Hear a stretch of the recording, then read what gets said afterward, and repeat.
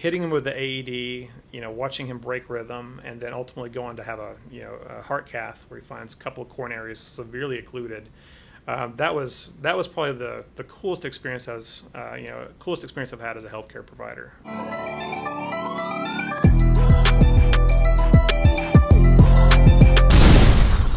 Justin, great having you on the FITTEAM show. Hey, thanks. It's great to be here. Look forward to getting to know you a little bit better and hear your story. Absolutely. So tell us, a little bit about your childhood, where you grew up. We'll start there. Sure. So growing up, I was born in Decatur, Alabama. Grew up in a little town north of there, Athens, Alabama, kind of west of Huntsville. My father worked in nuclear power, so we moved a little bit. Lived in Chicago. I'm not Chicago, but Michigan, Phoenix, those areas. But grew up there. I guess by choice you have to choose. Are you an Alabama, Auburn fan? Definitely support my Tide. Okay. But at any rate, graduated from Athens High School. Played baseball from about the time I could walk into junior college, and ultimately I went to University of Alabama at Birmingham. I got a degree in nuclear medicine technology. From there, went out to Tucson, enjoyed the Southwest for about a year, just got some good solid experience at a busy health system there. Came back to the Mobile, Alabama area, home of Mardi Gras, and specialized in nuclear cardiology. And from there, I worked in nuclear cardiology for about 9 years, and ultimately transitioned into cardiology administration.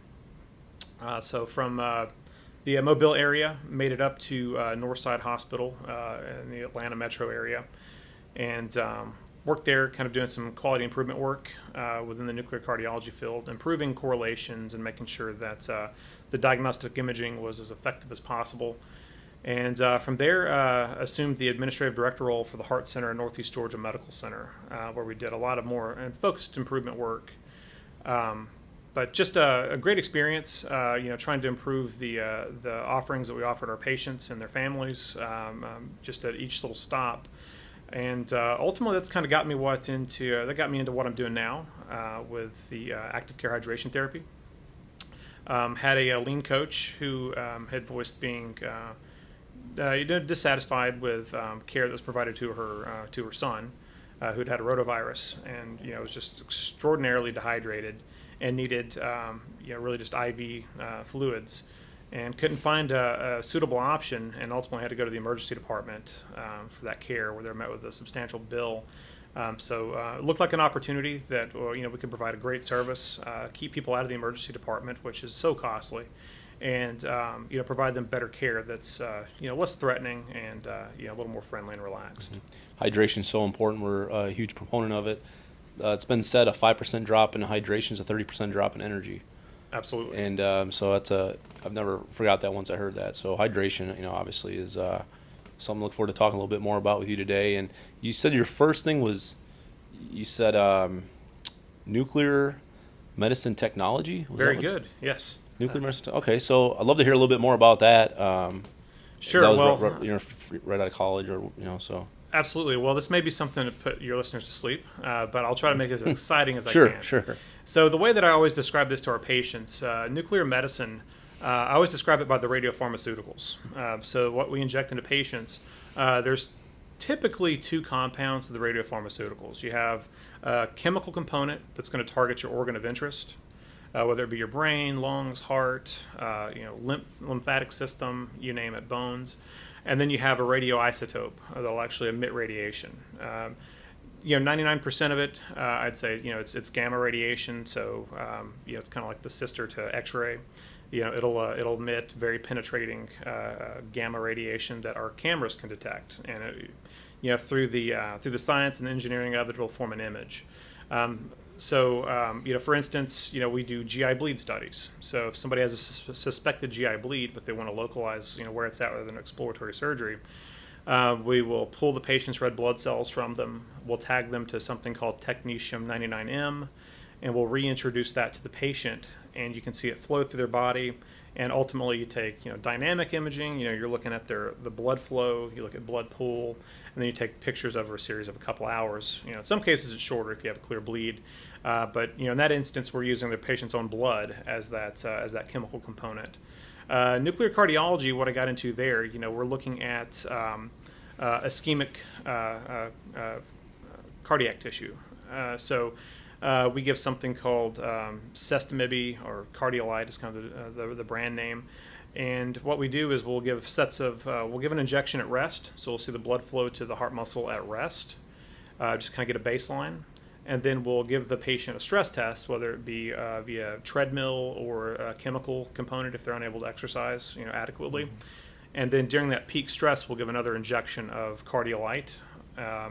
And we'll put them on, and we'll look for any kind of mismatches to see if there's, ischemia, less blood flow to the heart muscle during that hyper state. And then, that's going to differentiate patients that are, okay to go back, maybe resume exercise regimens, or patients that need further testing, like a heart catheterization.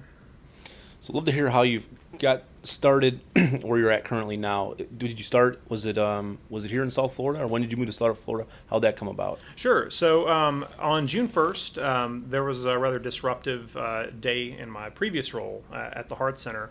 And I guess it was back in April. I have to go back and look at my text messages. I had spoken with my partner about this opportunity. And he looked to get through funding and get everything in place so we could financially perform the operation. And then on June 1st, same day that the disruption happened in the clinic, I got a text from him saying, "Hey, congratulations, your clinics are funded." So from there, with about 12 cardiologists leaving our practice for another system, I stayed, worked with our leadership team in getting some operational stability back in place, and then tendered my resignation to come, follow this dream of entrepreneurship. So we moved down here September. I was September. I think Matt came in about maybe end of September, beginning of October. But we both live in Boca Raton, so that's where this has started. We worked with our medical director, Antonio Gandia. He's with Mount Sinai. He works as the director for the freestanding clinic in Hialeah. But we've worked with him on building, exquisite standing protocols, things that will really kind of benefit our patients. So we worked on that throughout the fall and the winter, and as well as facility readiness. So we have one facility that we're currently operating in Boca Raton at the military, off Military Trail at the Polo Shops. We have another one that's underway in Weston that we're working right now. So just a complete, rebuild. We had demoed it. So we've started there. We went live. We had a soft go live New Year's Eve, and we've been running steady ever since. Did you always have the entrepreneur itch, or when do you think that started? Boy, I've always been fascinated with healthcare, so I don't know that it was immediate. I'd always had interest. I'd say during my MBA program at South Alabama, it definitely came to light. I was constantly thinking about opportunities, and really not just how do you make money. I've been really wanting to find something that I thought that I believed in, that had true value that it'd bring to customers, to patients, or to the community. So what's some of the toughest experiences you've had so far? Oh gosh, I'd say one, I'd never had an experience quite like going live with a new operational endeavor like this. So this would certainly rank up there. You hear about the hard work, and until you've experienced it, I think that hearing about it doesn't quite do it justice. I'm sure in your work you probably had some similar experiences in just the days that you thought would never end, and getting them where they needed to be.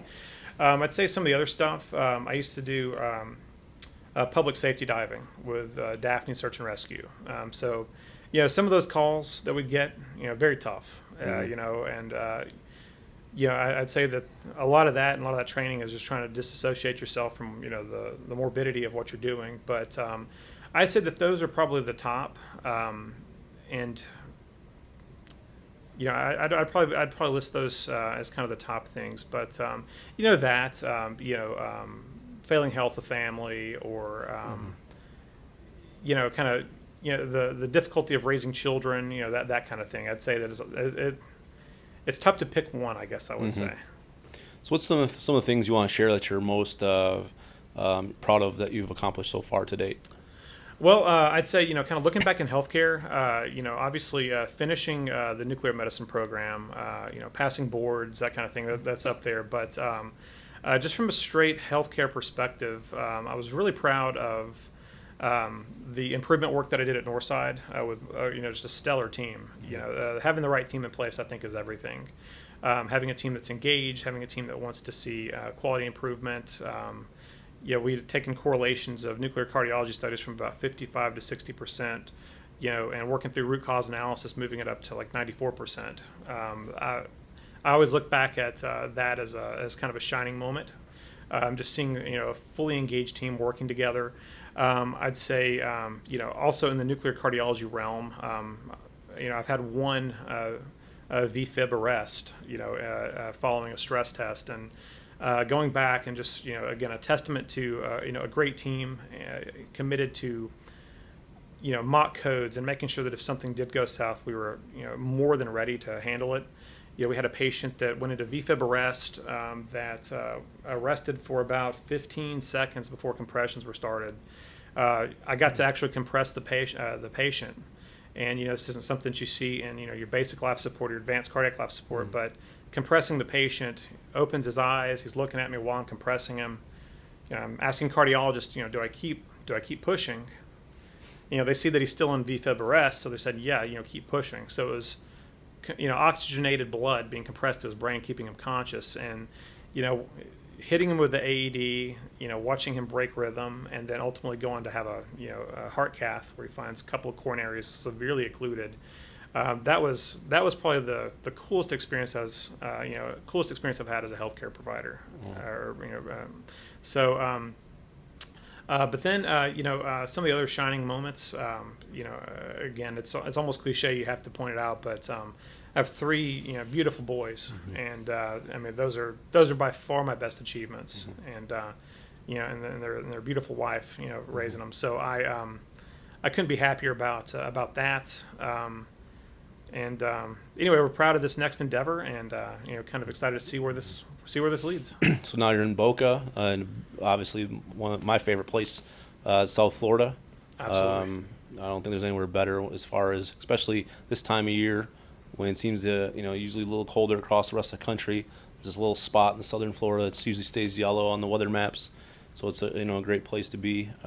So tell us a little bit more about your company. Active Care Hydration Therapy was formed again. The brainchild, I guess, the first sprout was maybe back in April.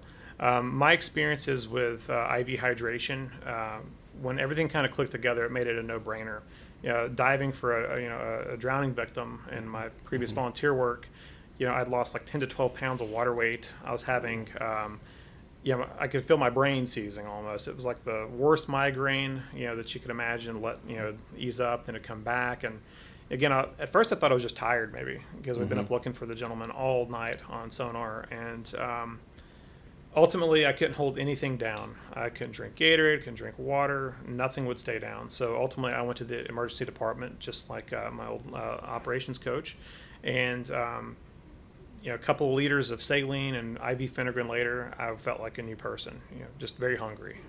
But from there, I know people that have experienced it from the nightlife perspective, where they maybe had a couple glasses too many. They wake up feeling terrible, and they maybe have a long trip ahead of them, or they have an important conference or something they're going to have to participate in. From there, rather than the lingering effects of that dehydration brought on by the night before, they'll get a liter of fluid, some Zofran, some Toradol, and some Pepsid, and similar to my experience with the public safety diving, they go from feeling terrible to just ready for brunch. But some of the NAD infusions that we offer, definitely a fan of the NAD. It's something that just provides great mental clarity. I'm excited about some of the clinical trials and some of the studies that are going on up there as possible benefits for patients suffering from Parkinson's disease, Alzheimer's. I was telling Peter before, we'd heard of a patient that developed Alzheimer's. Prior to their disease, they were very, very clean, very orderly, organized. And just as the disease took hold, they lost a lot of those cleanliness habits. They'd started NAD infusions, and that was what the family reported. The first thing to come back for this gentleman was his desire to be clean and orderly, and he started resuming some of those previous habits. So I really think there's something to this. for those that don't know what NAD is, it's an enzyme that's normally found in your body. You have stores of it, and just through the aging process, it just falls off. So by age 20, you have half of what you had when you were born. By 40, you have half of that, so on and so forth. They're using it a lot for to also help in an integrated approach to addiction treatment. So they have addiction treatments that they'll infuse this stuff over 8 hours. They do that again in conjunction with group therapy, meeting with professionals. But it's certainly a powerful approach, and it's a non-opiate approach, which is something new to battling that epidemic that's sweeping the country. So if someone wanted to go to active care, do they need to set appointments? Do you have walk-ins? What is it typical? Walk us through typically from the time setting up that appointment or walking into like the next step and how long they expect to be there in the process, those type of processes. Of course. So I want to make sure I hit everything. So Sure. make sure you keep me on topic. Okay. I'll ramble. But so we take appointments or we take walk-ins. Okay. We're not going to discriminate either way. Me personally, I always like appointments. I like to know that if I do schedule that appointment, they're ready, they're expecting me, and things shouldn't just go by without a hitch. However, our walk-in, again, me being very much a fan of lean practice, I don't believe in waits. There's nothing more I despise than waiting when you go to a physician's office. So anyway, I do everything I can to kind of work that out of there. So our appointments, you'll walk in. We had a great interior designer that set it up so it's very comfortable, but we have chairs that we procured from Relax the Back, so our recliners are just about as comfortable as I've ever sat in. The infusions, they typically take anywhere from about 45 minutes to our NAD treatment that we have right now is about a 4-hour treatment. So again, if you're going to be sitting for a while, we want you to be comfortable. A lot of the duration of the drips that we offer really depend on the patient. It'll depend on how dehydrated they are. If you're really dehydrated and say you have large veins, we can start a larger bore IV on you. The infusion will take no time. That stuff, your body will just absorb that back. The staff that we have, again, I mentioned Dr. Gandia. He's our medical director. The standing orders. We have RNs that are just exquisite. They're preparing treatments, and we have paramedics also. We have one, Sasha. We call her the vein whisperer. She's a paramedic by trade, so she's used to starting IVs on the back of a bumping bus. But she also trained in the Air Force, and she participates actively in the Air Force Reserve. So. She's somebody that's seen patients in the field as a field medic, in times of combat. And again, I couldn't speak highly enough of our staff. I mean, and all of them that I haven't mentioned. Again, they all bring something very special to the team, and just their engagement. They're constantly thinking of additional drips, through collaboration with our medical director that we can offer to really benefit the public. What's some goals that you have going forward? Gosh, the goals continue. So we're really again, with this being a new clinic, we want to have this up and running, and in a very lean, value-added manner. So we have another store that's currently in the works in Weston, Florida, and again, we love South Florida. It's just been a fantastic experience so far. Whether it be diving, fishing, just enjoying the beach with the family. It's just been fantastic. But we have plans for additional clinics within South Florida. We have, and again, not just South Florida, but looking at opportunities elsewhere throughout the state. We're also developing, this is one of the things that we thought we had a good opportunity, but being able to deliver this more in a concierge type fashion and meeting people, say you have a wedding party or something, this is a destination area. If you have a wedding party that's, got plans, or they've been out, say they've been golfing all day. I know that the way I feel before I've gone golfing 18 holes versus the way that I feel after, it's night and day. So, Right. If there's an opportunity to deliver this stuff in a manner that keeps, mothers and fathers more engaged with their kids, that's an option. But we've also looked at, maybe not having patients just come to the clinic, but offering them services elsewhere. Part of the challenge that I've had, actually had a really good experience in Denver when we were there in November, but having them bring that service to you. Again, I can't think of anything more lean and more patient-centric than somebody feeling poor at home, not subjecting them to the necessity of leaving that comfortable sofa or bed, and instead bringing the care to them and providing them what they need there. We've had interest in some companies wanting to provide this service to their employees. That's something that seems like a no-brainer.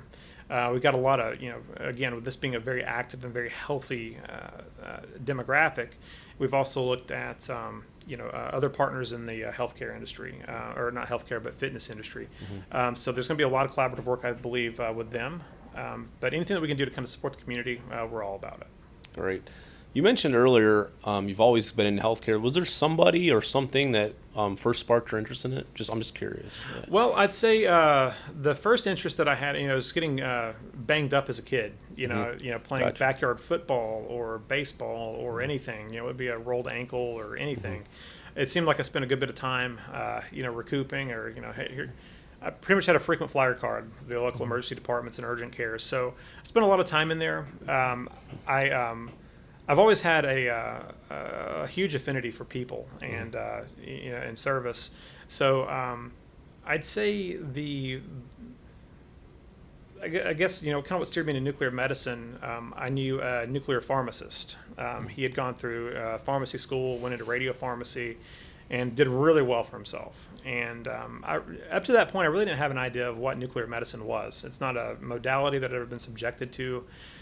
But having met with this gentleman, I thought, well, wow, that's I just thought it was super interesting. I'd always liked science, so radiation, physics, chemistry, it kind of all tagged in there, anatomy, physiology. So that was really what kind of steered me in. And the nuclear medicine program at UAB was highly competitive. There were, I don't know, probably a couple hundred applicants where they took 10 to 13 students a year. So and I would say, I don't know that I was anything, exceptional. I always made decent grades, but once I got into the nuclear medicine program, when you find something that you're passionate about, it just clicks. So that was ultimately what got me in. What's some last words that you have or advice for anyone that's thinking about jumping into entrepreneurship? Wow. I'd say do your research. I'd say, that's key.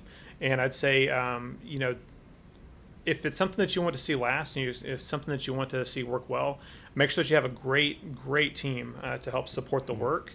And I'd say definitely be prepared to roll up your sleeves and do a lot of hard work. And again, if it's something that you're passionate about, if it's something that's a huge value-added service, it's not hard to do that.